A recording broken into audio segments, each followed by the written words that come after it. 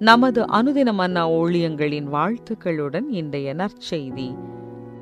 சங்கடங்களும் ஆழமான விசுவாசமும். இன்றைய வேதாகம பகுதி மார்க்கு 5 வசனங்கள் 21 முதல் 34 வரை. இயேசு படவில் ஏறி மறுபடியும் இக்கரைக்கு வந்து கடலோரத்தில் இருந்தபோது திரளான ஜனங்கள் அவரிடத்தில் கூடி வந்தார்கள். அப்பொழுது ஜெப ஆலய தலைவரில் ஒருவனாகிய யவீரு என்பவன் வந்து அவரை கண்டவுடனே அவர் பாதத்திலே விழுந்து, என் குமாரத்தி மரண அவஸ்தைப்படுகிறாள், அவள் ஆரோக்கியம் அடையும்படிக்கு நீர் வந்து அவள் மேல் உமது கைகளை வையும், அப்பொழுது பிழைப்பாள் என்று அவரை மிகவும் வேண்டிக் கொண்டான். அவர் அவனோடே கூட போனார். திரளான ஜனங்கள் அவருக்கு பின் சென்று அவரை நெருக்கினார்கள்.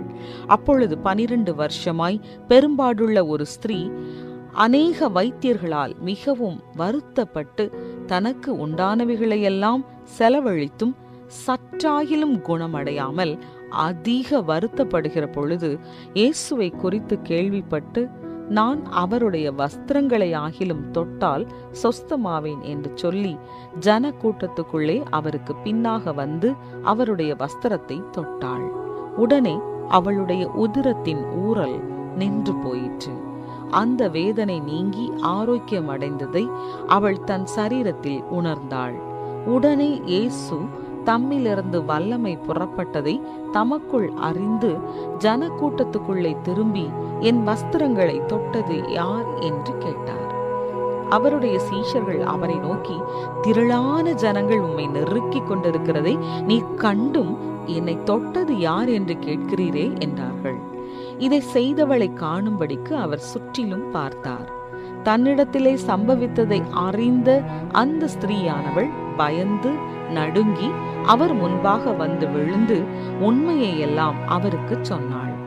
அவர் அவளை பார்த்து, மகளே, உன் விசுவாசம் உன்னை ரட்சித்தது, நீ சமாதானத்தோടെ போய் உன் வேதனை நீங்கி சுகமாயிரு என்றார். குறிப்பு வசனம்: மகளே, உன் விசுவாசம் உன்னை ரட்சித்தது. மார்க்கு 5:34.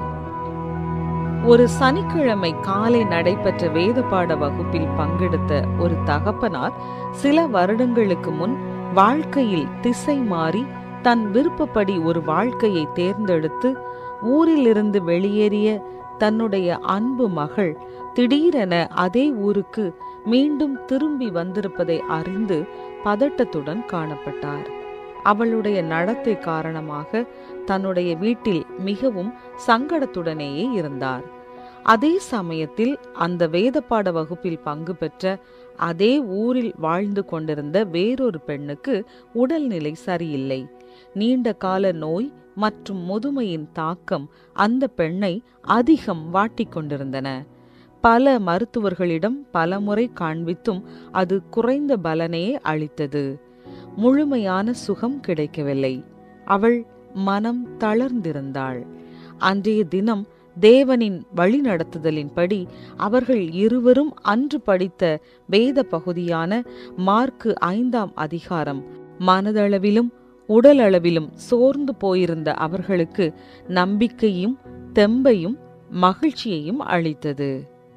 மார்க்கு 5:23 வியாதிப்பட்டிருந்த பிள்ளையின் தகப்பனான யவீரு, என் குமாரத்தி மரண அவஸ்தைப்படுகிறாள் என்று தத்தளித்தான்.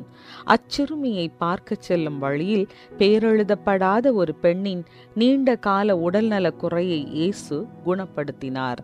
அவர், மகளே, உன் விசுவாசம் உன்னை ரட்சித்தது என்றார். யவீருவும் அந்த பெண்ணும் இயேசுவின் மீதான விசுவாசத்தால் உந்தப்பட்டு அவரை தேடினர். அவர்கள் ஏமாற்றம் அடையவில்லை. ஆனால் 2 சம்பவங்களிலும் இயேசுவை சந்திக்கும் வரை அவ்விருவரின் காரியங்களும் இன்னும் மோசமாகிக் கொண்டே இருந்தது. வாழ்க்கையின் சங்கடங்களுக்கு பாகுபாடு கிடையாது. ஆண், பெண், வயது, இனம், வர்க்கம் என்ற எந்த பேதமும் இன்றி நாம் அனைவரும் குழப்புகிற, விடை தேடி அலைகிற சூழல்களை எதிர்கொள்கிறோம். பிரச்சனைகள் நம்மை கிறிஸ்து இயேசுவிடமிருந்து பிரிக்கும்படிக்கு அனுமதிப்பதற்கு மாறாக நாம் அவரை தொடும்போது அதை உணர்கிறவரும் நம்மை குணப்படுத்துகிறவருமாகிய அவரில் நமது விசுவாசத்தை வைக்கும்படி உந்தப்படுவதற்கு முயல்வோம். தற்போதைய எந்தவிதமான சூழ்நிலை இயேசுவை தேடும்படி உங்களை உந்துகிறது? இன்று உங்களது மனப்பூர்வமான ஜெபம் என்ன? அன்பு இயேசுவே, என் வாழ்வின் ஒவ்வொரு வேதனையான சூழ்நிலையையும் நீர் அறிவீர். காரியங்கள் இன்னும் மோசமாக மாறினாலும் தயவு செய்து என்னை விசுவாசத்தில் பலப்படுத்தும். ஆமென்.